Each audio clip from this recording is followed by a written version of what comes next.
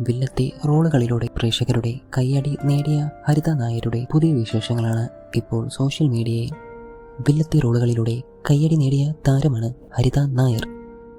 സ്ക്രീനിൽ മാത്രമേ വില്ലത്തരം ഉള്ളൂ എന്ന് താരം വ്യക്തമാക്കിയിരുന്നു.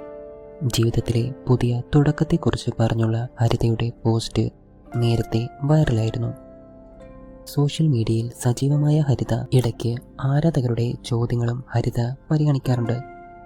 മോഡലിംഗ് ചെയ്തിരുന്ന സമയത്ത് പരസ്യങ്ങളിൽ നിന്നും അവസരം ലഭിച്ചിരുന്നു. ബാലിയിൽ അവധി ആഘോഷിക്കുന്നതിനിടെ ഷോപ്പിങ്ങിനെത്തിയപ്പോൾ എടുത്ത ചിത്രങ്ങളാണിത്.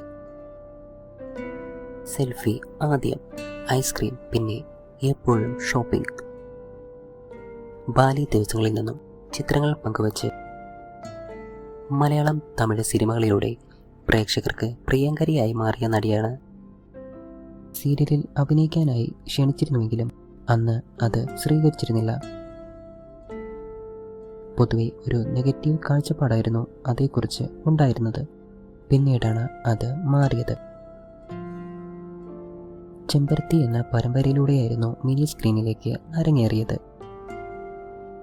കുറച്ചു കാലമേ ആ ക്യാരക്ടർ ഉണ്ടാവുകയുള്ളൂ എന്ന് തുടക്കത്തിൽ പറഞ്ഞിരുന്നുവെങ്കിലും കുറച്ചു കാലം കൂടെ അത് പോയിരുന്നു.